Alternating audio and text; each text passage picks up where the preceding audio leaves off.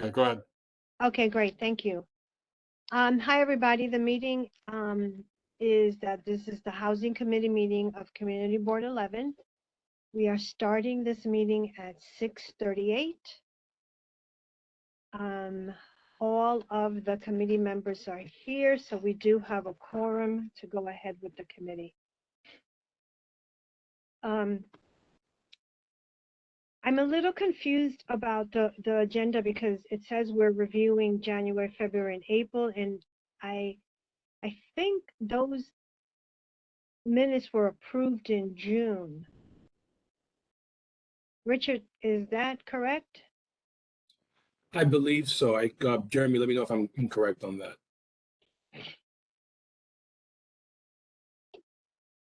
Yeah, I think we did approve them. Yeah, because I was looking at the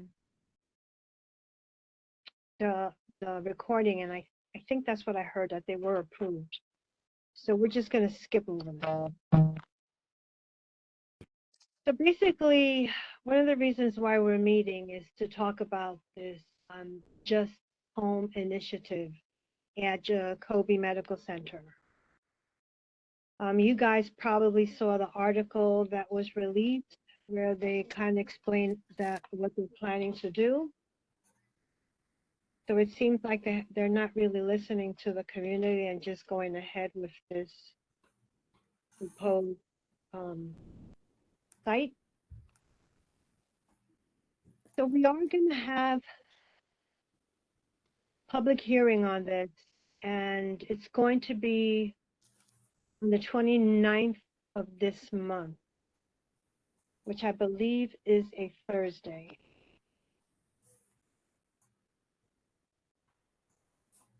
I'm not exactly sure of the time. Yahe, I think you're on. Do you know what time that's going to be?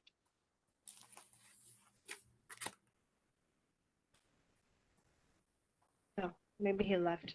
But we will be putting up, announcements just to let everybody know that this is happening. So basically, I just wanted to see what everybody was thinking about this. I mean, I kind of know already because we've already had a couple of meetings about it, and not everybody is happy. Now, with this public hearing that we're going to have, it's just to let the public speak about how they feel about this project. At the last housing committee meeting, we had co-hosted it with the Health and Social Service Committee. They did make a presentation. So they're not going to be making another one at this public hearing. This is just to get everybody's concerns, statements, whatever on record. So basically that's what that meeting is for. But I want to hear from you guys. I mean, I kind of know how you feel about it because you feel the same way that I do. Is there anybody that wants to say something? Are they going to be at the meeting, Fortune and HSC on the 29th? I don't know exactly because I was just given the date, so I'm not really privy on the details. Okay. So I mean, I'm hoping that they're there because they really need to be there to listen to the community, but that's not a guarantee. Okay, and another thing, do we know where it's going to be held or not yet? That we don't know either. It might be Maestro's. Oh, okay, because they were saying there was something about Jacoby at one time, so. Okay, well, yeah, that's a possibility Okay. also. I mean, I think it would be great if we could have it at Jacoby. Okay. But as soon as we find out, we will definitely let the community know. And then I just have one other thing, talking about community engagement. I reached out by email to that lady Jeanette on August 24th, and I CC'd Christopher, the CEO of Jacoby, and neither one have responded to me. So how much community engagement if they don't want to respond to my emails? Like, Yeah. that's not showing me any community engagement, especially from Jacoby. Yeah, that's unfortunate. Mhm. Yeah, yeah. that's unprofessional. That's what I call it, unprofessional. I mean, I had the chance of talking to her and I asked her a whole bunch of questions, which I kind of brought up at the first meeting that we had at Maestro's, because I was not really happy with the answers that she gave, especially that they are not really screening these people, Mhm. regarding the level of crime that they've Yeah. committed. And that's really a concern to me. I have a big concern about, like, there's tons and tons of gang members in Rikers Islands, tons. And, unfortunately, there was a death yesterday, so not that these particular people are responsible for it, because, from what I understand, they're almost critical. I don't believe it. I don't believe that. All right, I'm not the only one that's on this meeting, so other people could talk. Okay, Lori, thank you so much. I mean, is I'll there- jump in when I need to. Okay. Anybody else? Hi, Is, okay, good. sorry, go ahead, Robert. While we have Mr. Weinstein here, I want to know if we can make a proposal to HPD and have Just Home put in the Blondell homeless shelter, as we have schools that have regular schools and schools that are District 75 schools for special education students, that we could take part of the Blondell shelter, have a separate entrance, and make it for Just Home, and then you have the rest of the shelter for the shelter itself, since they're very similar according to what Fortune Society says. Ted, is there an answer for that? I'm not in a position to answer that. I would just say that this is not very similar to a shelter at all, but obviously, there's no way I could sit here and now give an answer to that. I have to interject. It's very similar to a shelter. They're paying 30% of their rent. The taxpayers are paying the other 70%. So it is a glorified shelter of inmates. That doesn't mean that it's a shelter. No, Ted. They're homeless individuals. Affordable housing generally pays 30% of their rent. Well, They're Ted, homeless individuals. No, like people who receive subsidies pay 30% of their rent.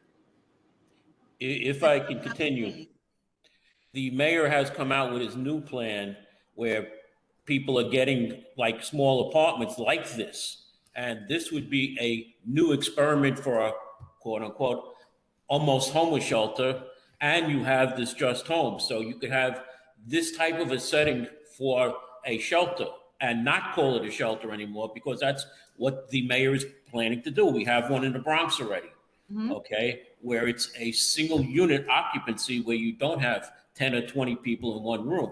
They have their small little rooms like this, and that's the way the shelter, or it's not a shelter even, it's called a drop-in center, I believe. Okay, that's why I'm asking you that.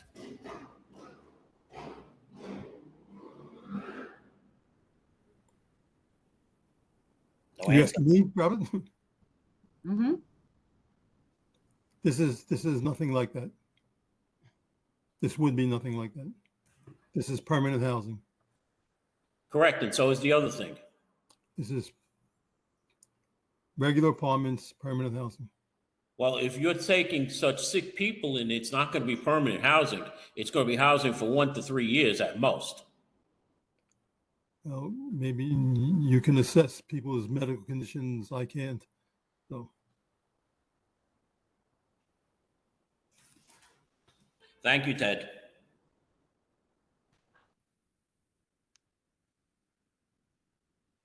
Is there anybody else that has something to say? I have a lot to say. I mean, but I live on Seminole Avenue. Live on Seminole Avenue with my 78-year-old father, my 77-year-old mother. They live across the street from me. My 71-year-old handicapped neighbor, the 94-year-old lady that lives by herself. How is this safe for them? My backyard is going to be their playground. Lori, are you planning on coming to the public hearing? Yes, I am. That's why Okay. I need to know. The last public hearing, I had just gotten out of the hospital. I couldn't speak. Okay. I'm ready to fight the good fight. I live on Seminole with a 21-year-old daughter. Like I said, my mother's downstairs, who's 77. My father's across the street, 78. 94-year-old lady next door. I know this neighborhood. I've lived here for 47 years. It's disgusting what they want to do. Disgusting. And I don't want to hear I'm heartless, because I'm not. I don't really think any of us are. I mean, A lot of people said that to me on Facebook, so believe me, I heard it all. I think that everybody knows that we have a crisis in New York City. We have an abundance of homeless people. And, you know, I'm a housing advocate and I advocate for tenants. So it breaks my heart that there are so many homeless people in New York. And I'm not one to really fight against affordable housing, because I mean, I think everybody needs or deserves to live, in a decent place. This, however, is a concern to the community, because these are not just regular tenants. These are people that are incarcerated. We have no idea what level of criminal they are. And Exactly, because that's going to be confidential, because that's what Joanne said to me from Fortune yeah, Society. and it seems like they're not screening for that. They're just trying to take these people out. Now, I have to sympathize with them because they are sick people.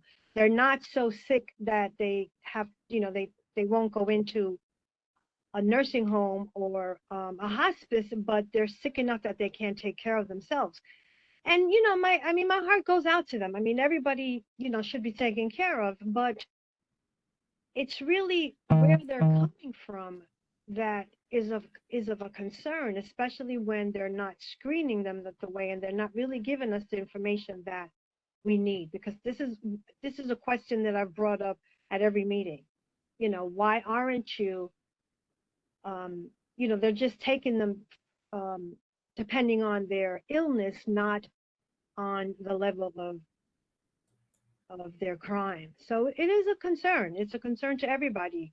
And I understand that there are a lot of senior citizens that live. A lot of senior citizens in this neighborhood, a lot. And, and that's something that, that's like one more thing that they have to worry about. And that's really not fair to them. It's not fair to us. And if you, Sorry to jump in. No. Hazel, another thing, if they're so critical, how are they committing crimes? Mhm. Now, to be held in prison, the crime has to be a pretty serious crime. How sick are these men that they're still able to commit these crimes? I doubt this whole critical illness thing. I think they're trying to pull one over on us. Yeah, you're right. I mean, I don't know how long these people have been incarcerated. They did not provide that information to me. And when I spoke to the lady, she did say that some of them probably not been sentenced yet. Right. So yeah, if that's another thing. The pre-trial detainees. How sick could those people possibly be if they just committed a crime that they're waiting for trial? Mhm. Those people aren't sick. I'm sorry? Those people, this is Stephen DiTomaso. Those people aren't considered sick. In her email that she wrote, she said a lot of the population will be pre-trial. No, I know. Yeah, I know, Stephen. I got you. So Yep. and they're not sick. They're just awaiting trial. So that's not part of the sick population. Yep. And that's what's going to be housed there also. It's not just sick people like they say. Because we have it in email. She said it to us in email. What they initially said was terminal. There was a representative from Fortune Society who told me personally, these people have 1 foot in the grave. We were then told by Joanne Page that that is not true. They are critical. Or now they've turned around and said they are complex. So what we want to know is, what is a complex medical need?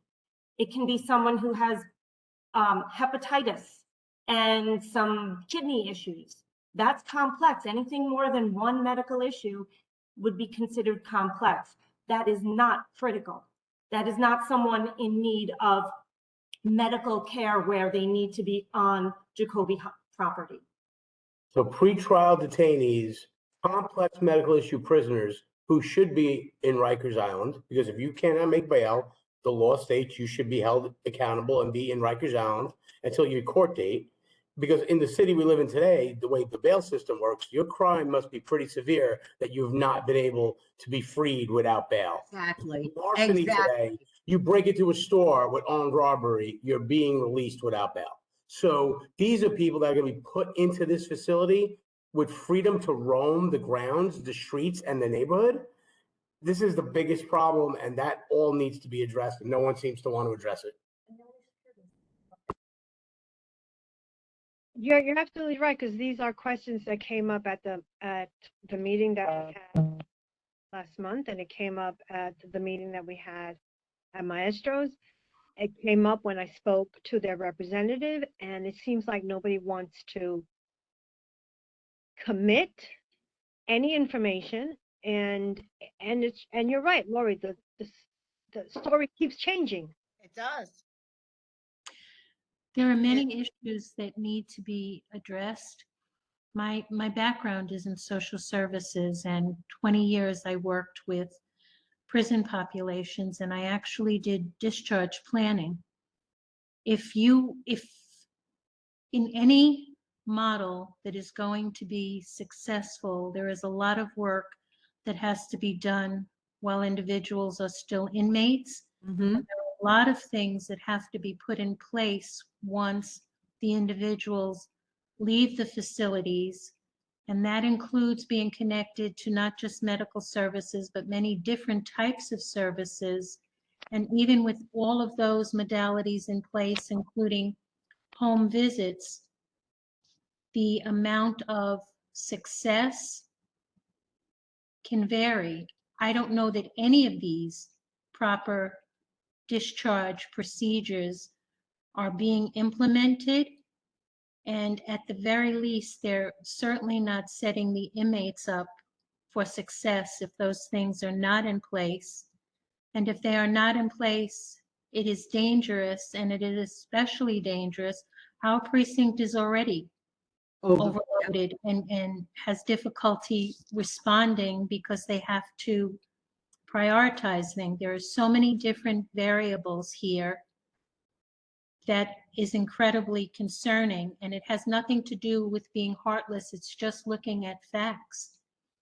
You have to be able to balance. If you want to improve one population's quality of life, it shouldn't be at the expense of other people's quality of life. And this could definitely have a very serious negative impact, if not dangerous impact, on the individuals living in that area at present. Thank you, Jeanette. That was very well put. Thank you for a professional perspective on this. You're welcome.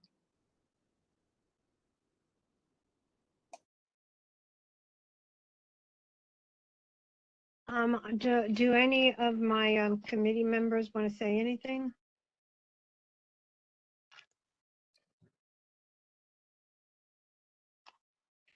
I have a question for Ted. I'm sorry, Ted. It's really good to see you. I'm sorry we haven't been able to catch up. And I don't want to put you on the spot, but do you have any of the answers that we're trying to figure out here? Regarding, these inmates and what level of crime they've committed and why they're not screening for that instead of just, screening for their illnesses? Okay, let me just say first that, I'm logging into the meeting tonight, just basically to listen, but also because, there had not been a lot of HPD development work in this district at all. And so I've not been to this committee meeting in, quite some time. I know there's a big project that's being proposed, nothing to do with the Just Home, just, developer who has property with, up on Boston Road. I believe you're aware of that.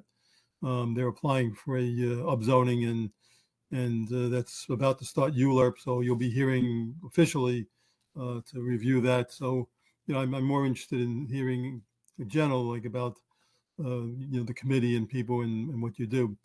So I'm certainly not here to debate this project, this issue, but I'm happy to comment on specific factual questions to the degree that I know them.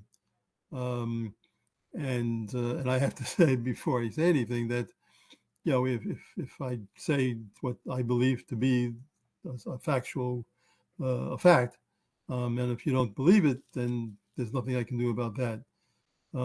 But this is a proposal to uh, take people who are at Rikers who are eligible to be released from Rikers.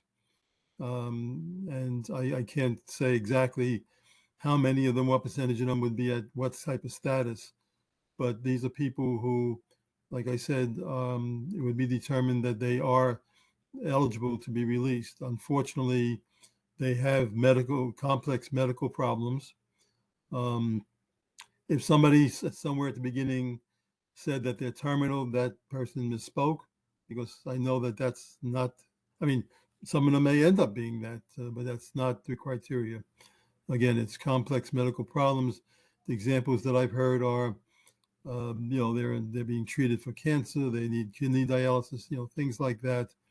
And I think that while you're in jail, the city is responsible for your medical care. Um, but they can't just release these people to the street because they don't have permanent homes. And so I think the whole idea behind this, the whole concept here, is to take people who are eligible to be released from Rikers, put them into a permanent home. And again, that permanent, it could be a year, it could be 20 years. Again, I'm sure there's going to be a range of the complex medical problems among these people. And they would be placed into, I don't say placed, they would be given leases to live in this building, as is common for other buildings that are financed through our supportive housing loan program, which is HPD's involvement on this, that the financing to convert the building, to renovate the building, to provide it to be a residential building would be coming from an HPD program that is used commonly throughout the city. And so these are people who can be released, I guess from the legal standpoint, but they have no place to go, and that would not be appropriate for the city to do that. So they would be given, they'll be screened. I keep hearing there's no screening. I can't explain the level of screening. I don't know, but I know there's going to be screening. And then those that are selected, and the number of people who can go it's not a huge number of people, but those people that are then selected will be offered apartments in the building. They would sign rent stabilized leases, like people who are living, like literally millions of people in New York, and they'll be living in those apartments. They Most of the units would be for this group of people, the supportive people. The rest of them would be just regular housing that gets built, that gets offered to people of certain income levels, who are income eligible. And that's something that, again, is common throughout the city in most neighborhoods. And those people would apply through the lottery system that is run through our agency. People, what's called Housing Connect. It's a computerized system, and many of these buildings that get built, financed by HPD programs, when the building is approximately 2/3 finished, it gets announced. People can go on the computer and see which buildings are taking applications at that time. And so rather than have paper applications that have people have to keep filling out each time it's done computerized, we generally get thousands of applications for every unit that gets offered, because there is a housing crisis, an affordable housing crisis. And because the computer system works so well that it's so easy to do.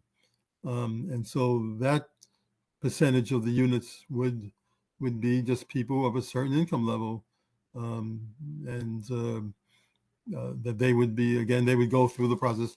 50% of those units, preference would be given to people who live within Community District 11, which is standard procedure. And eventually the building would be filled up. The only other things I would say, because I know there was concern from the beginning, and I'm trying just to stick to facts here. Again, I respect people's opinions. And so it would not be appropriate for me to argue opinions. I'll just try to be clear on the facts. I know there was concern when this first became known, because it is right on the edge there of the campus, inside the wall and the fence. And because the address is a Seminole Avenue address, people presume that would mean that the wall would be knocked down or some kind of gate would be created at that location. That is not the plan. The plan is that the plan, in fact, there's people looking into how do you go about changing an address of a building, because it wouldn't even be fair to the people who would live there to have a Seminole Avenue address. You know, if they were waiting for an accessoride or an Uber or a taxi or anything or delivery, and then someone came looking for 1900 Seminole and they don't see it, they find it's on the other side of a wall. That doesn't help anybody. And so there will be an attempt to try to change the address.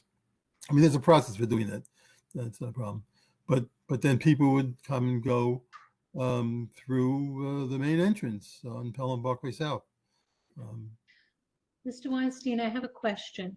Yes. Is this for want of a better word, a pilot program, or are there other buildings that exist the same nature that are part inmates and part regular housing? And this, it's not my expertise, but I believe the Fortune Society has some buildings that are similar.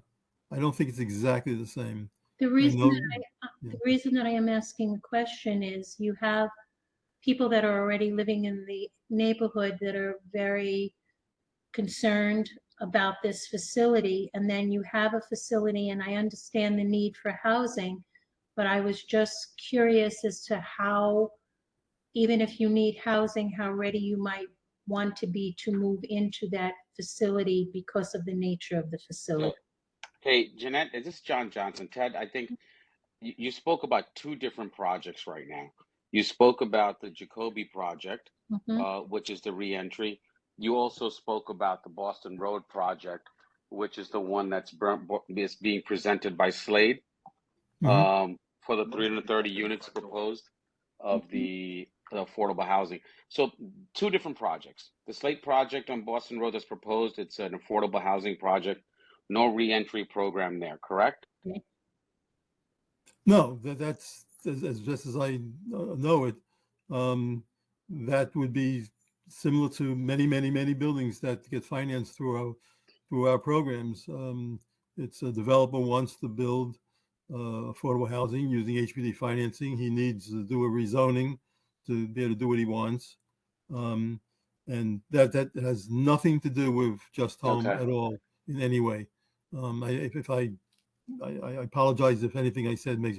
I was explaining why I was interested in being here at your meeting, is that not just to hear what people have to say about Just Home, but also because I'm expecting that, and it's not that the rezoning, the ULEP application is not an HPD application; it's the private developers application.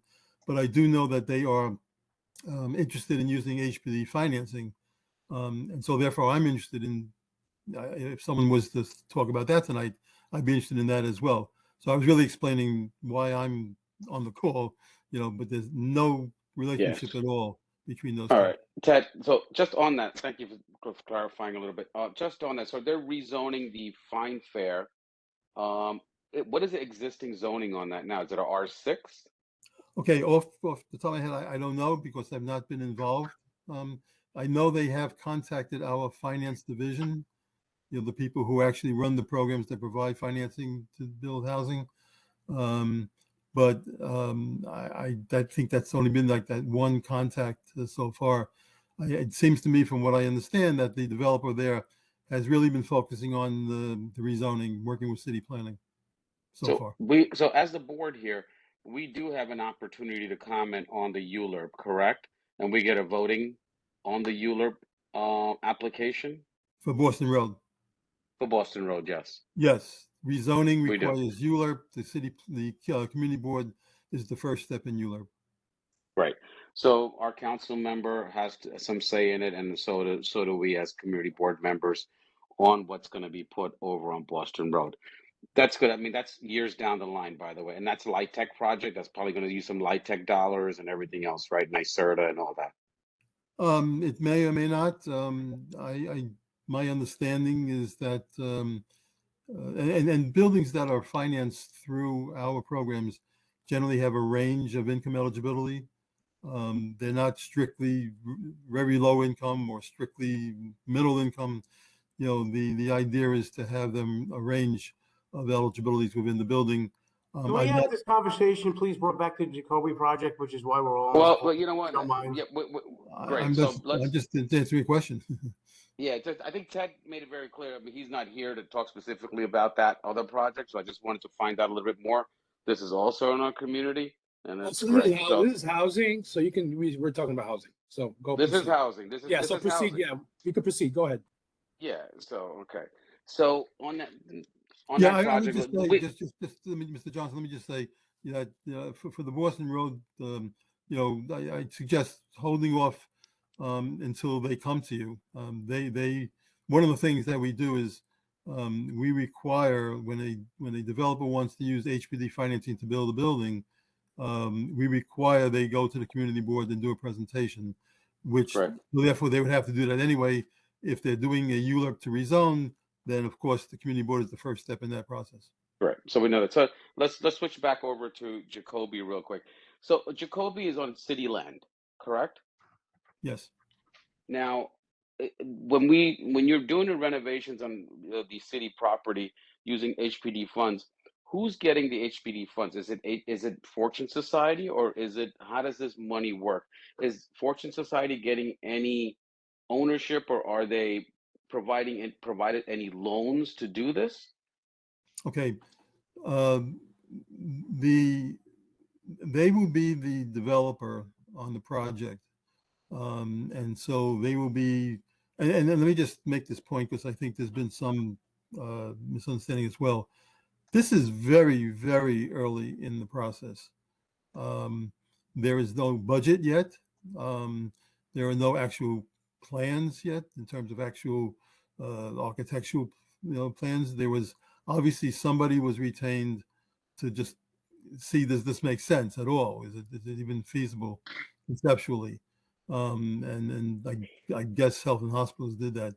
The Fortune Society was just designated end of June, beginning of July. And so they've not even had time to put together specifics of anything for this other than the process itself. But they will have to submit to our supportive housing loan program very specific budgets and plans as to what they plan to do. Right. So, That's so what part happened of yet. I get that. So part my question is basically, many of these HPD projects, the developer has to have some type of ownership or something, or 99-year lease, or Okay. some agreement with the city to own, Yes. which requires a ULURP process, correct? Yes. And Now, then we have a okay. Okay. A couple of points here on this. Yes, when on a piece of city-owned land, if we offer through a competitive process a piece of city land to build affordable housing, and then we select a project and a developer, the disposition of that land does require ULURP. And because under the city charter, the disposition of city land requires ULURP. Yes, that's true. This is on Health and Hospital Corporation land that they have some agreement with the city to run the hospitals. they have their own process under the law, the rules. I don't know. So when Health and Hospital Corporation does want something like this to happen, they're not required to do ULURP. They have their own disposition process, which includes speaking to the local, if it's a hospital campus, the local hospital community advisory board, their own board of directors, and the city council. Those are all required for the health and hospitals to dispose of some property. Now, in this particular case, and then I think this has been the case with health and hospital projects, they do not want to sell the property. They do not want to no longer have a part of the ownership. And so, yes, you mentioned a 99-year lease. Something like that would be what would happen here. That there would be some long-term lease. But again, there's a disposition there. So I guess we got to look into what Health and Hospitals policy on disposition is and how much of an influence or a requirement that the community, the council members say is on this. The campus is very large and it's all health and hospitals. And health and hospitals, yes, is a different entity, kind of sort of thing, but it gets a lot of city money, right? Jacoby is a city hospital. So health and hospitals, this is kind of a little bit of a loophole here, because if this had been a real city of New York property, there's obviously, if any disposition would require a ULURP and then very strong say from the community board. This is a little monkey wrench in the thing, and I think we got to look into it and see, as far as the requirements for HHC to dispose of property, 99 years technically to dispose, right? Even though they have ownership of it, anything above the entity. And since HPD is paying for it, it's city money again going into a health and hospitals property. So there's a loophole here, and I see that, but I think, HPD. I mean, I wouldn't call it a loophole. It's just that they have under their agreement, there's some legal relationship between the Health and Hospital Corporation and the City of New York that permits them to do a number of things. And I believe that spells out, how this would work. I know that Health and Hospitals has done development on other campuses around the city. And so they have a process that they've done a number of times.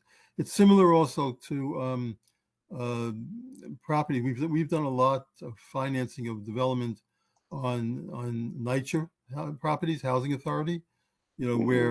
Where there might be a housing authority complex with a parking lot that is not used, or a piece of open land that is underdeveloped, not used, and the decision is made to develop affordable housing there. They also have their own process that they have to abide by, and rather than ULURP itself. So it doesn't mean that there's not a public review process. It's just a different one. I understand. So in this particular case, in this particular case, there was no RFP presented, right? Fortune Society was just picked off the bat. Was there an RFP for reentry on this?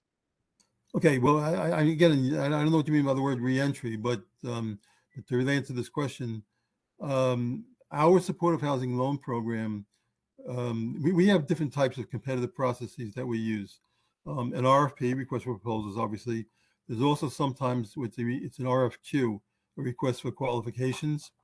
And so a few years back, our supportive housing loan program issued an RFQ to put together a list of then pre-qualified providers, people who can provide services, who can sponsor development. And then the idea has been over these past few years, different locations around the city, to then match up those organizations on that list with sites, with locations. And so when this idea came up, our supportive housing loan program was asked to look, and they felt that they were selecting then a provider who would be particularly fitting for something like this. That was not only have they done some projects, but this is a population that they deal with all the time, and that's why they were selected as being appropriate for this. So there definitely was a competitive process. It was just it wasn't specifically for this site. It was for a few years ago. for numerous sites. Right. Hey, Ted, thanks for being on the hot seat on this one. I know this is not what you came to answer, but I appreciate all your answers and being here answering as much as you No, can. Just want to say thank you. Sure, thank you. And I just want to make sure people have, again, we understand people's feelings, but we want to make sure at least people have facts. John, I just want to say one thing to you. I looked into the part about the ULURP process for HHC, and they are a state chartered agency like the School Construction Authority. They don't have to go through ULURP, just to let you know that.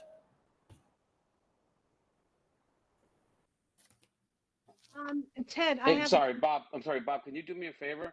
Can you gather what the requirements are for disposal so we can be more familiar? You're good at this.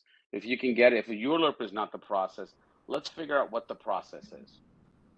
Whatever they want, like Ted mentioned, they have to have their board prove it and the city council as Yeah, well. I'm sure that Health and Hospitals Corporation and specifically Jacoby will be happy to tell you what the process is.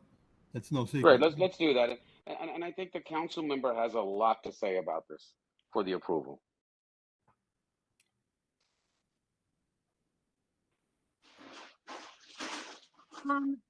Ted, I wanted to ask, what does Jacoby have to do with this? Because my understanding was, and it could just be gossip, but my understanding was that they didn't want this project. I wouldn't know anything about that. Jacoby is part of the Health and Hospital Corporation system at the city hospital. Again, I have no idea. When you say Jacoby didn't want it, I don't know who it is represents Jacoby. So I have no idea. But when you ask how they involve, they would be providing the medical services to the people who need it. Okay, can I just say something? You keep saying that they're going to provide medical services, but they're not providing anything. These people it sounds like they're left to fend for themselves to get the treatment. You're just providing housing. You keep saying critical care, medically complex, and you're not providing any services to these people on the property. Every supportive housing loan program building that gets built, every building that gets done using our supportive housing loan program must have on-site supportive services. So again, I'm That's in the last meeting, they didn't mention anything about that. They just said that there will be somebody living on the property to oversee everything. Christy, I'm familiar with these supportive housing just quickly. So they're living in a building. It's supportive housing, like a nursing home type of thing, but not medical service. The medical services are available across the street or right next door.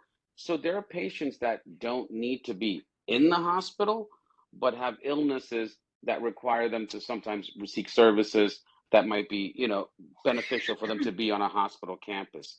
So in the sense that, so they don't wind up in a hospital room somewhere and just sit there, or they're not qualified for a nursing home because they don't meet that threshold. I will tell you, Rikers Island has to have a discharge plan, and I think somebody was talking about it before. They can't discharge clients into oblivion. They have to have an address for them to go to, and there are clients that are there that have extenuating medical, conditions. I don't know exactly what those medical conditions and what threshold that would be, but they're identified as from that threshold, and they may be a candidate to go to a facility such as this because they need to be near a hospital. It could be dialysis.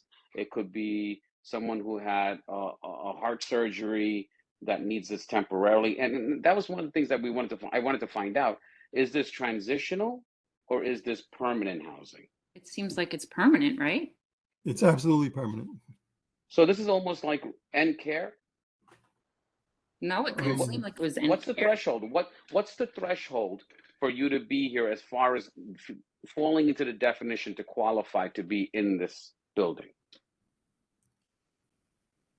Ted, if you don't know, just say no, because that's a well, no. Fortress to say. The Health and Hospital Corporation will make decisions on which people they believe are eligible and most in need of something like this.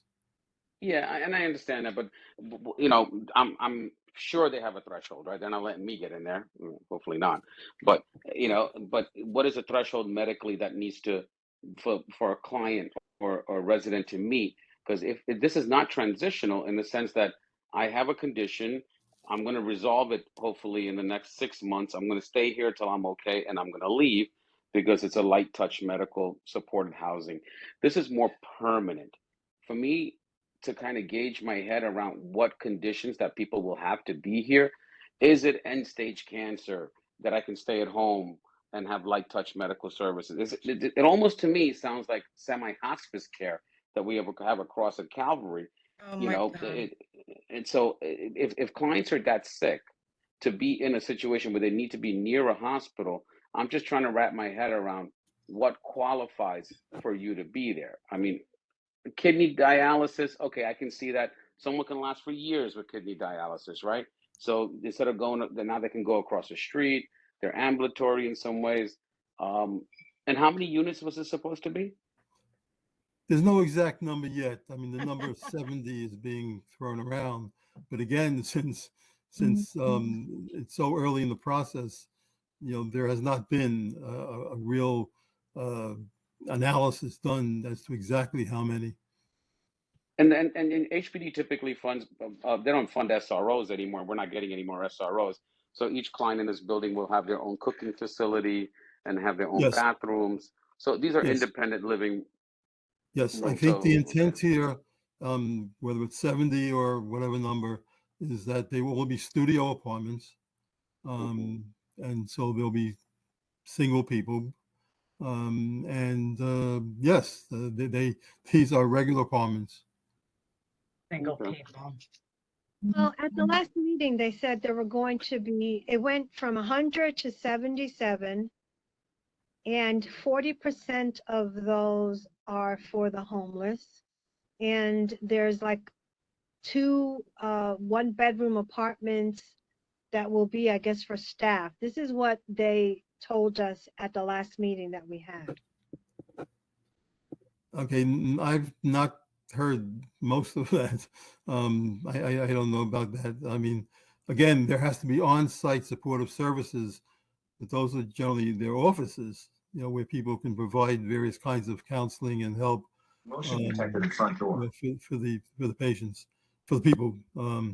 And again, to just emphasize the permanent aspect of this, I mean, there will be people who maybe move in and unfortunately aren't there very long because of their conditions, or there may be people who, it's not a terminal, maybe not critical, but that they need the steady medical care, and they could be there for 30 years. They'll get 2 years, well, they'll get leases. Most people, of course, pick 2-year leases.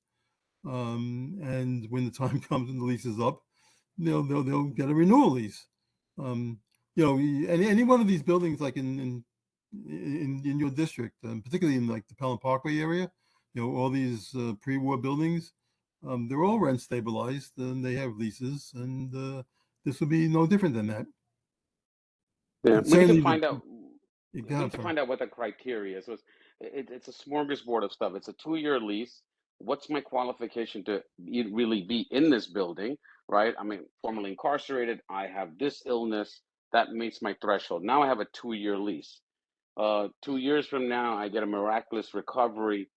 Do I requalify to sign this lease, or do I now I have to leave because I don't meet the threshold? I would think that when you talk about a threshold, that's a medical decision, which I'm certainly not, able to make. And again, it'll be, HHC who will be making those decisions. I guess people, within Eureka's will make recommendations, and then HHC will decide who meets, whatever medical thresholds they decide. Once they're in, they're in. Um, I think what you're saying is, what if somebody gets better, that we get kicked out, and that will not happen. So it's basically permanent housing It's that's coming absolutely over. permanent housing. It's just that it's earmarked for reentry. Reentry is basically this big thing now that Mayor's Office of Criminal Justice is doing. where clients that because of all the reforms that are being done, they can't stay in jail, and they have to go to either permanent housing or shelter or some other, housing, so they can't release certain clients. And there are a certain number of clients at Rikers who need medical attention they cannot release because they don't have that box to put them in because they don't fit for a nursing home, they can't get at-home care, and maybe something like this is what they're looking at.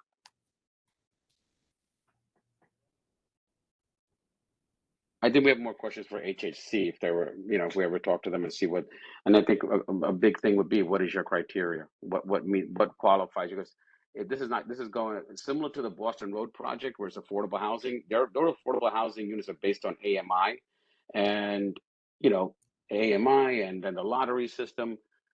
This is a little bit of a confusion about who's going to go in there. How are they selected? These are not based on AMI. There's a rent factor there because if it's supportive housing, they pay 30% of their rent, correct? Yes. So they must have some sort of income to pay that Well, 30%. they could be getting various kinds of like public assistance.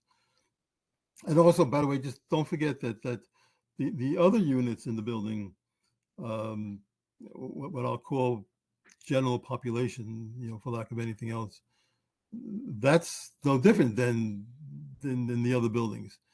Those. Yeah. I was thinking more. I was thinking more of the Jacoby project. That's a full affordable. It can't be. There's no regular market rate units there. It's 100% technically supportive affordable. So in that case, those tenants are still. The buildings that we finance are almost, certainly in the Bronx, are almost always 100% affordable. Okay. John, I think you're confused. The Jacoby project is mixed. It will have Is it? Yes, it is. So that's what I'm trying to get at. If the Jacoby project has market rate as well as affordable, No. is it 80/20 No. or? It has the newly released inmates, but a portion of it will be a lottery system. It's interesting. I didn't know that. Yeah, do you know the other tenants, I guess the people that are not in Rikers, are they going to be coming out of the shelter system, or are these just people that are looking for affordable housing? They're just people who are looking for affordable housing. They will be people who, like I said before, will sign up through Housing Connect, which is the lottery system. They may be applying for other buildings as well. And just quickly, the way that works is, you go onto the website for Housing Connect, you establish a profile. Hazel, I know you know this. You establish a profile of what you do, what your income is, how many people in your household, and then you go to a screen which says which buildings are currently accepting applications. And you basically just go down the list and go click, click, click, click for the ones that you want to consider applying to. And generally, not this building aside for a second, generally in the new buildings that get built, if let's say a building is 100 apartments, there could be 20, 30, 40,000 applications that come in, because some people just click, click, click for everything and see what comes up. And because there is a very strong affordable housing crisis. And what happens is, since it's computerized, for those units that in that category, the computer first kicks forward people who are applying from the community district. And that's how that preference works. And so when that number is reached, then it opens it up to other people. So Ted, let's continue here for a moment. If nobody applies from Community Board 11, we could have that building filled with people not from Community Board 11, correct? I have been told years ago, when the system was manual and people had to fill out an application for each different building they wanted to apply to, there were times at that time in the past when some buildings in the Bronx had difficulty making their 50% community preference. Our marketing people have told me that since the system went computerized, there's never been a problem like that. so many people are looking for housing, so many people apply that every new building that gets built using our program hits the 50% community preference. It's never a problem. Right, but we're finding out that we don't have any homeless shelters. Okay, we have no homeless people. We have people who are homeowners in Community Board 10 and 11, basically. It's the East Bronx, which is almost the suburbs. All right, it's not where we have people who are looking for apartments. They have their homes. I'm sure that there are many, many people on Kruger Avenue and Holland Avenue and off of Morris Park Avenue. I'm sure that there are many, many people that are looking for apartments. People who are doubled up. I'm I mean, sorry. Hazel knows this, knows better than I do. Yeah, that's not going to be a problem because we create Housing Connect files for so many people that come into my office. So I don't think filling the building is going to be Okay, an issue. but it will be single people only, though. Right, Ted? Say that again, Robert? The apartments will be for single people only. You're not going to have families in there, are you? No, it's a studio apartment. I mean, you could have a couple. Could be an older couple even, or a young couple. Could be just somebody who has a modest income, and therefore they can't afford a 2-bedroom or something, and they're happy to have a studio. Well, the 440 square feet isn't really a room, more room for one person. It's basically a one person. You can't fit a queen size bed in there. Again, it could be an individual or a couple. I don't doubt that they would be mostly individuals. All right. It could be somebody, for example, I mean, it depends on the income, of course. It could be somebody who works at Jacoby, who doesn't have a high paying position, and is to them it's attractive to be able to just practically fall out of bed to go to work. Who's going to regulate how many people are staying in the apartment? Because I mean, you started out as a single person, you could get married or be a couple, and then you have a baby. Now that's 3 people living in a studio apartment. That could be true for any rent stabilized apartment, any place, but it just doesn't usually happen like that. And generally, if you have good management, they tend to see and know who's in their building. But would that be cause for them to have to leave the property?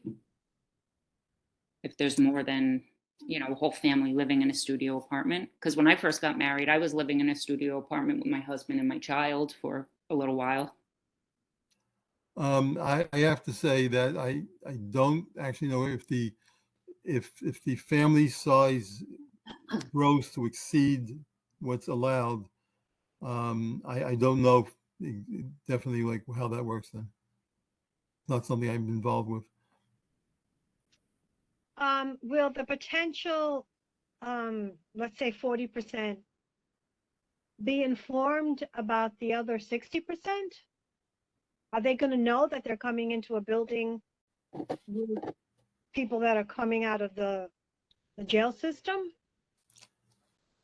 I guess that would be up to the marketing people or the or Fortune to tell them. I mean, it's not a question that's come up, so I can't give you like a definite answer. It certainly sounds like a good idea. I think they will, but talking about that, just piggybacking on, is this SORA compliant? Is it what compliant? Sorry, SORA compliant? I'm not Predators? understanding. Predators, sexual predators. They can't, because of the SARA laws, you can't have certain individuals in buildings or programs like this if it's near a school. Does it count for affordable housing and the building compliant? If they're a level sexual offender, can they be placed in this building? Okay, I don't know. That's part of the threshold and eligibility, and I don't know the answer to that. John, I asked that question and Jeanette told me that I would have to wait until the meeting to get an answer. Well, it's a simple thing. If there's a school within 1,000 feet, it's not SORA compliant. a flight of birds. Agreed. So And it is there a goes school property within line to 1,000 feet? property line. There is 108. It goes property line to property line per the law. An icon. The icon's right around the corner. All right. I mean, we should really see if the buildings are compliant. I don't know if it counts for affordable housing. That's the thing. Placement for individuals to be placed into a certain thing. You just got to see if it even applies to affordable housing. Who else? I know we've been talking a bit here. I know some folks wanted to comment or have a question. I think SD, you had a question? You're available, SD? If not, I'll move on. Who else wants? I'm sorry, I do Go have a ahead. question. Yep, go ahead. What security will Just Home and/or Fortune Society provide? My mother lives across the street on Seminole Avenue, right across from the wall. There are two homes on Seminole.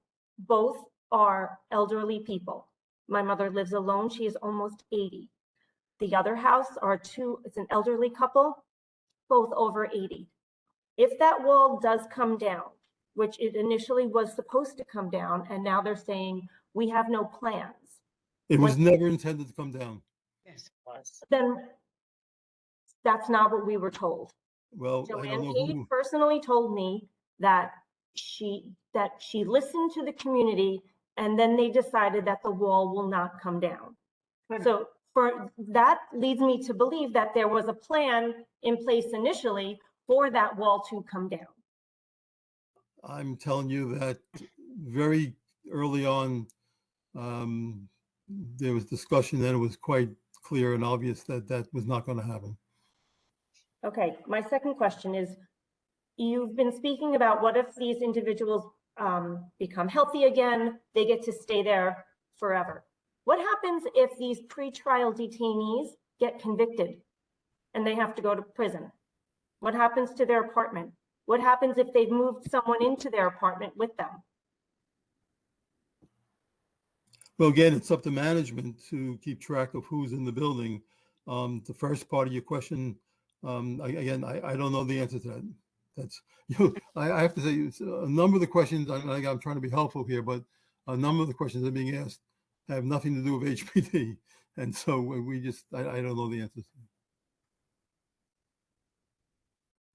Okay, I'm just reading. Robert Press said that level 1 and level 2 sex offenders can live there. That is very concerning.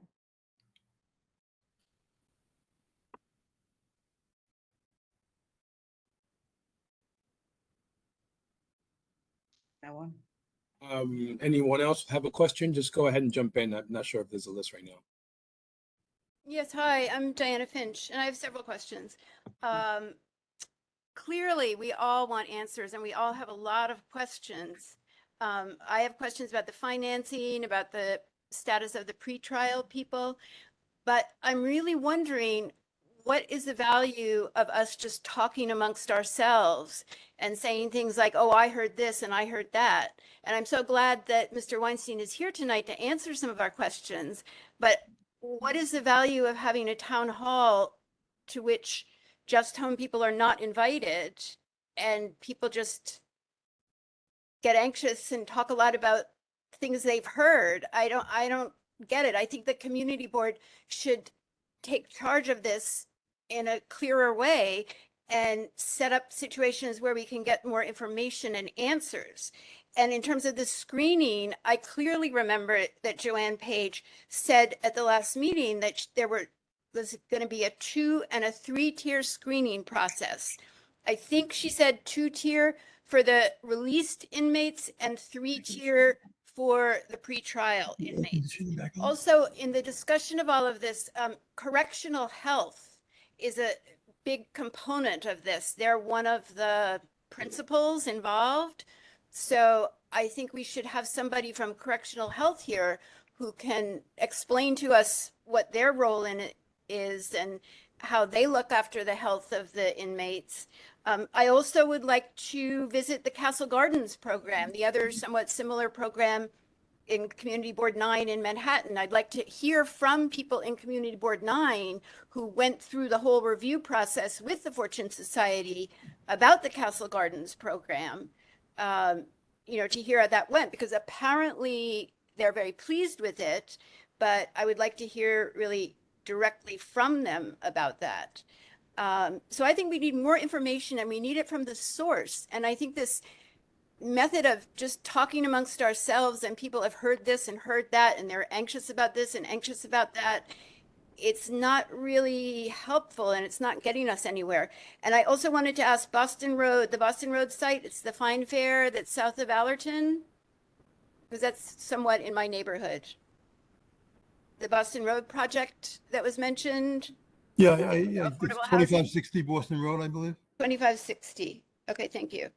And then if I may, the one thing that you mentioned, which I think I can explain, correctional health services, originally, that was actually part of the Department of Corrections, and they're responsible. And a few years ago, just a few years ago, my understanding is that it was transferred over to Health and Hospitals, that it was more of a health function responsibility than it was the correction responsibility.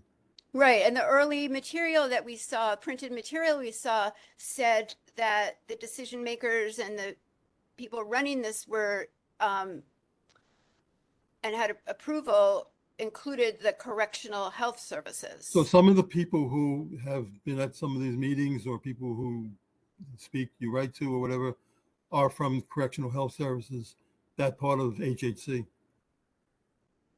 Good. Yeah, so I think that we should invite them, and also someone from the mayor's office, because the mayor's office has approval rights over this as well. So please invite someone from the mayor's office who could answer our questions and hear our questions. Thanks. Diana, I believe that HHC and Fortune has been invited to the town hall. At least that's what they're saying in all their email responses to the community, that they will answer their questions at the town hall. They're not answering any questions via email. Okay. And Diane, the Boston Road, it's where the old Pioneer used to be. You remember the Pioneer on Allerton Avenue? Yes. That's what they're talking about. That's the building. Okay, because someone said Fine Fair. Yeah, I don't know, maybe it turned into a Fine Fair, but it's the old Pioneer. Okay. And I disagree. I think that it's good for us to come together and talk. This is one of the reasons why I wanted to have this Hazel, meeting. you said yourself that there was no screening. And clearly I remember Joanne Page saying there was a 2-tier and a 3-tier screening process. Okay, can I just finish what I was saying? Sure. Thank you. So I really wanted the community to come here because we are having this public hearing, and I want to hear how the public feels. I mean, I kind of know because I've been hearing it since the beginning, but I think that people need to vent a little bit. And I think one of the things that I really want people to do is to write down all the questions and concerns that you have and bring them to the meeting on the 29th. That way, because people get very emotional and they start talking here and there and they don't really get to the point. I want everybody to write their concerns, write their questions, so that when we do come to this meeting, everybody is prepared, and hopefully we will get all of the answers that we're supposed to get. So you only get 2 minutes at that meeting. You know what I'm saying? Like, that's why I emailed her to see if she could answer some other questions before that meeting. And Jeanette Merrill still hasn't responded. Yeah. You know what I'm saying? You only get 2 minutes to speak. So I had like a list of 12 questions for her, figuring, give me some answers now so we don't have to do this all at the meeting, because listen, the last meeting was 700. I'm hoping to get 1,000 the next meeting, Right. If we could have a fact sheet, if we could ask them to put it in writing, give us a fact sheet. Lori, maybe if you bring your neighbor, maybe you can give her half of your questions. But if you bring a neighbor, maybe you can give her half of your questions. Oh, yeah. Yeah. Wasn't But there I think it's Hazel? really unprofessional that she didn't answer my email at all. I do. That's unprofessional. If I did that at my job, I'd be fired. If I didn't Hey, answer an hey. email.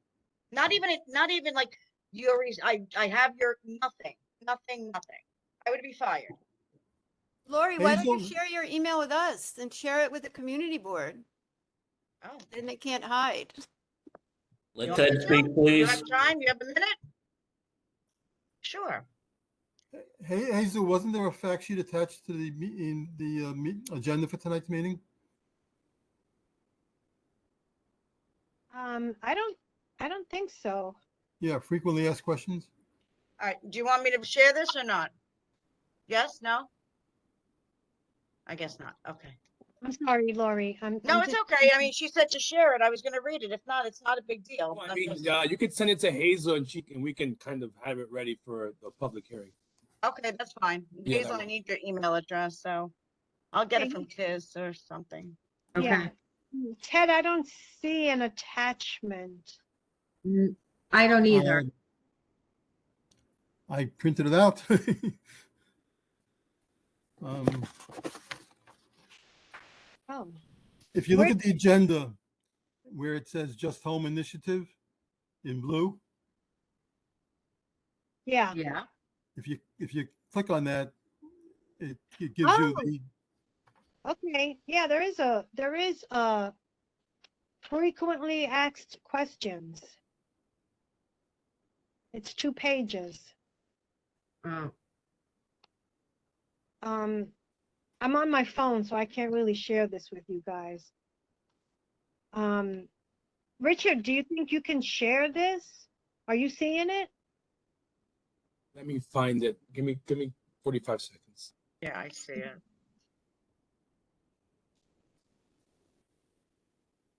Oh, this is the email that Jacoby Hospital emailed me the first time when I asked them a question. They just send that email to everybody. That same email, that same email. This really doesn't have any information that we don't already know. Yeah. I mean, when I spoke to Jeanette, she was like very vague about giving me answers, and She's a one little of the, standoffish, I'm sorry. yeah, she was, and one of the things that she did say, because I did ask her, I'm like, well, what happens if these people unfortunately pass away? Who's going to move into that apartment? And I said, are you going to bring more people from Rikers? And she really didn't have an answer. I'm sharing now, so I think everyone, if you're on your computer, you can see the FAQs. Mm-hmm.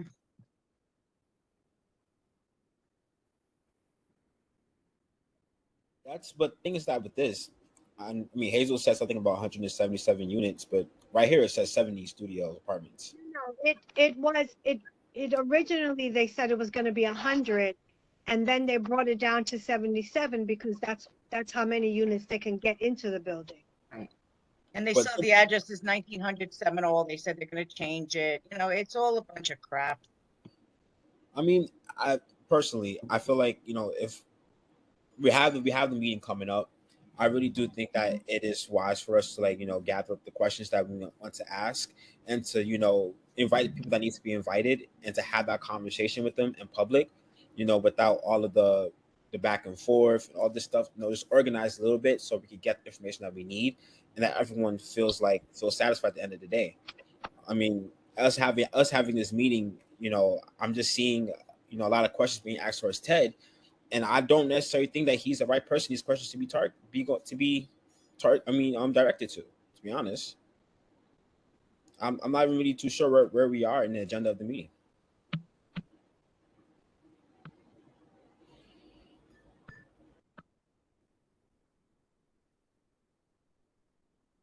Well, I'm glad I came on to vent a little bit because this is eating me up day in and day out. I live on Seminole and they are literally going to be in my yard.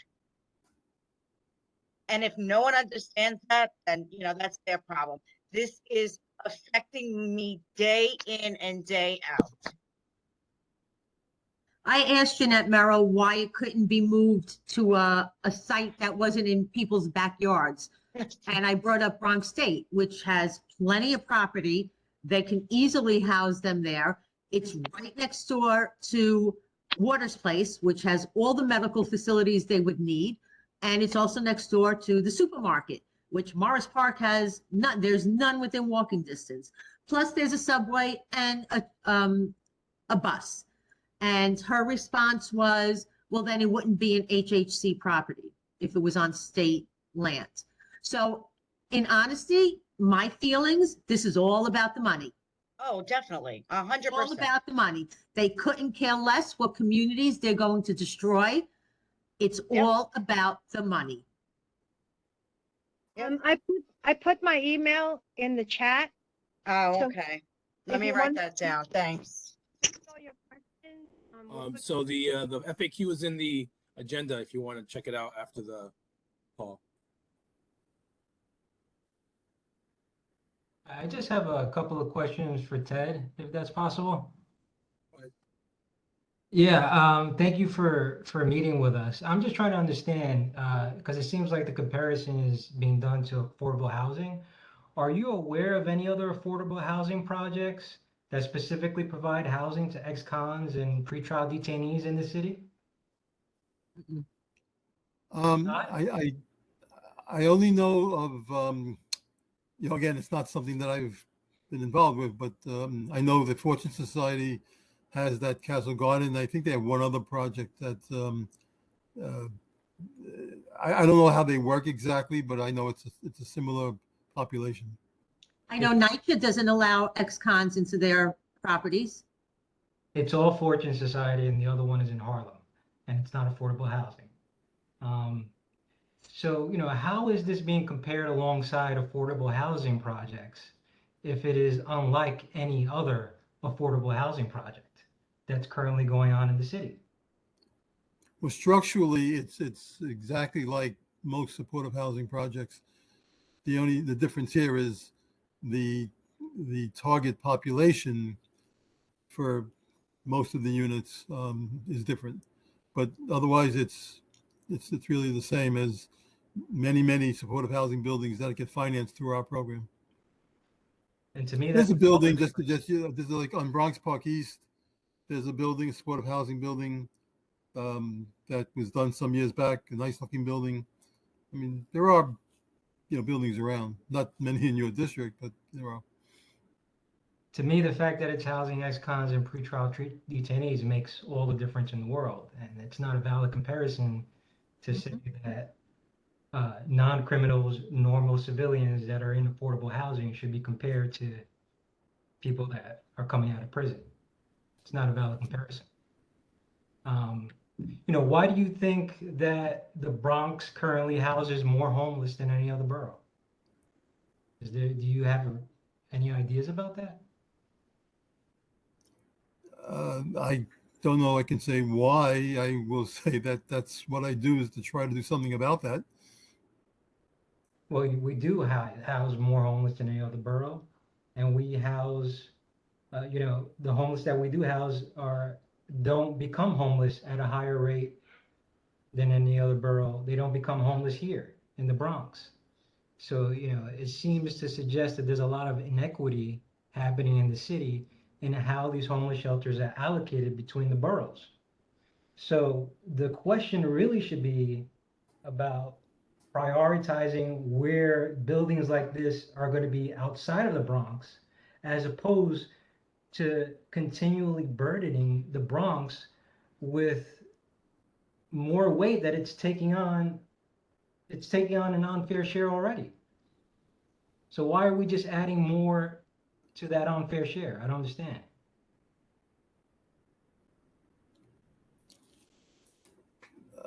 I will simply tell you that there is a need for more affordable housing, and specifically for more permanent housing for formerly homeless people. Affordable housing, unlike the other affordable housing. I don't think we have these buildings are being built. housing. One of the reasons why probably there might be a high number in the Bronx, not in your district, of course, but in other parts of the Bronx, is because, unfortunately, there was a lot of city land, because land is cheaper. Well, that's not fair. Just because land is All about the money. advantage of us. Shouldn't take advantage of us just because the land is cheaper here. Mm-hmm. Well, what I'm saying is that the organizations that sponsor that type of housing cannot afford to buy, a lot of the the land opportunities in parts of the Bronx. So it's not that they're trying to make money; it's that they're trying not to spend more money.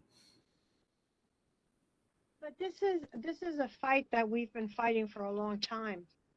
We do have, I believe, the most shelters within the city, and practically most of them, I shouldn't say practically, but a lot of them are within Councilman Felice's district, and he brought that up at one of the meetings when we were talking about the shelter on White Plains Road. So yeah, we've been shouting about this like forever, and it's like they don't listen. They just keep dumping them into the Bronx. Does anybody else have any other questions? Please take down my email address and send me, whatever information, whatever questions you Yeah, have. so let's do that. Let's send whatever you can to Hazel, and that way we can kind of put things together for the meeting, and also have questions prepared. And do come prepared. Have your questions ready. The more voice the community has, the more seriously they'll take us, especially with the elected officials being there. Hopefully, I think it's a power of force kind of thing. I have a Yeah. question though. Can I just ask one question? Yeah. With the meeting, are you gonna have to pre-register to speak? Because I think that's gonna be, what I'm trying to say is like for the elderly or for the older people that aren't tech savvy, for them to get online if they do want to say something. I don't think that's gonna work for them. Okay, I'm not entirely sure yet how Okay, we're going to handle the meeting, but okay. as soon as I do, if you email me, I will email you back. All right, well, I emailed you my thing that I sent over to that other lady who never responded. And Okay, then I'm gonna get off here because I'm very tired, but I just one last thing to say. And about this whole project one more time, that my father rents across the street from where I live. And his landlord did say that she will be selling if this happens. So now my father, who is 78 years old, has to find a place and uproot his life after 47 years of living in this community because of this project. So everyone has to start thinking about the people that live here and what is affecting us. Okay? I'm Yeah. sorry. I'm very, very passionate about this, and I will fight. And if I don't win, I will have to be moving myself. So you're going to get trash here, and that's all I can tell you. Okay, so one of the things that I kind of want to do is when you send me those questions, I want to see if we can send them to these people so that we have enough time to answer them. So hopefully we can ask the questions before the meeting and they can answer whatever questions we're sending them. I don't know why everyone wants to destroy Morris Park, really, Indian Village. People buy homes for millions, $800,000. Taxpayers come before exercise. That's it. That's all I have to say. All right. Good night, everybody. Ted, are you still on, Ted? Yes. Is there an age limit on this? I mean, everybody's talking they're going to be old, but there aren't old people on Rikers Island. They're basically 30 years old is the average age. So is there going to be an age limit going into this program? Not that I'm aware of, but I wouldn't be surprised if many of them were older people. But they could wind up, I mean, shooting victims could wind up in there, correct? Needing help? Shooting victims? Yeah, who are in jail. People who shot out with the police or whatever and need, they have bullet wounds throughout their body and need this help. That's dependent on the screening process. And again, they would have to have medically complex problems. Well, all right, well, fine. You just answered my question. Thank you. Okay, I'm gonna just move on to just move the agenda along. I don't know if we have a gallery. If anybody wants to talk about anything else besides what we just spoke about.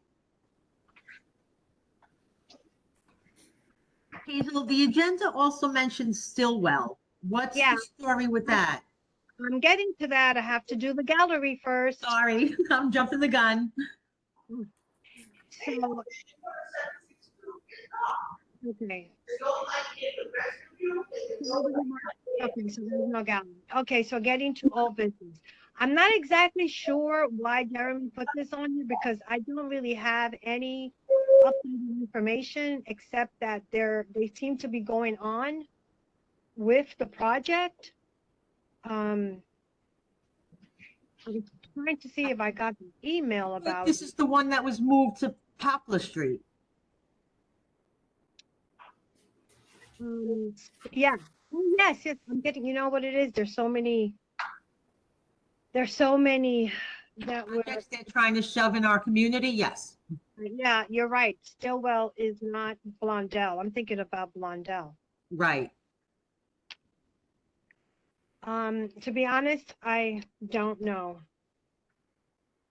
Let me see if I haven't gotten any updates on it. Richard, did you get an update on it?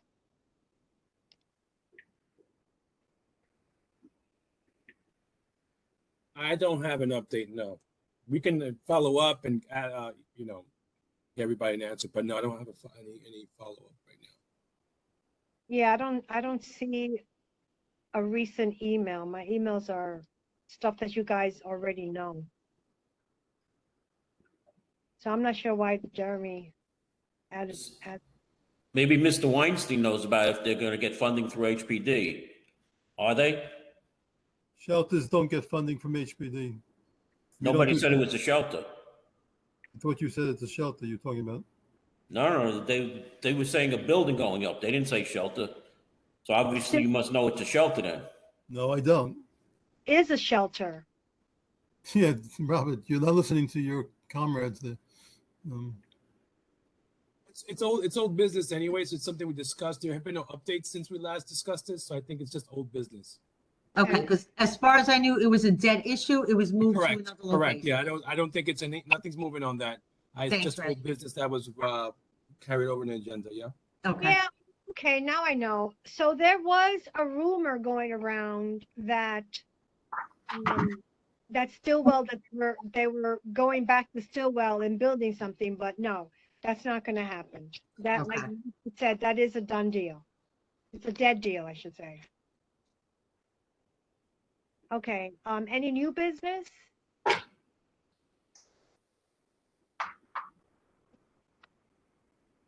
Okay, so I want to thank everybody for coming. This was a very informative meeting. I'm glad that people were able to ask the questions that they did. Ted, thank you so much for being here and giving us the facts. There's been a lot of going back and forth, and they changed the story because I spoke to them, and then when they came to the first public hearing, the first public meeting, what they were saying was totally different from what Jeanette said to me. So hopefully we will be able to get all the information that we need at the upcoming public hearing. Like I said, please send me your questions, and hopefully we'll be able to get those questions to them before the meeting so that they at least have something to tell us at this meeting. And like I said, write all your questions and your concerns so you don't leave anything out. If you have too many, share them with somebody else. And as soon as I find out all the details, I will be posting it somewhere and emailing everybody. So if you think I don't have your email, just email me your email and I'll get back to you. And also to Diana's point, we'll try to reach out to CB9 in regards to the Castle Gardens program. See if they can come, that'd be great. Maybe they can talk about how their facility is doing, and also we'll try to get someone in the mayor's office at this thing as well. I made a note of that. So. Okay, great, thank you. So good night, everybody. Thank you, Hazel. Good night, everybody. Good night. Good night. Good night. Thank you. See you all soon. Thank you, Ted. Thank you. Thank you. So the meeting has ended at 8:07. Good night, everyone.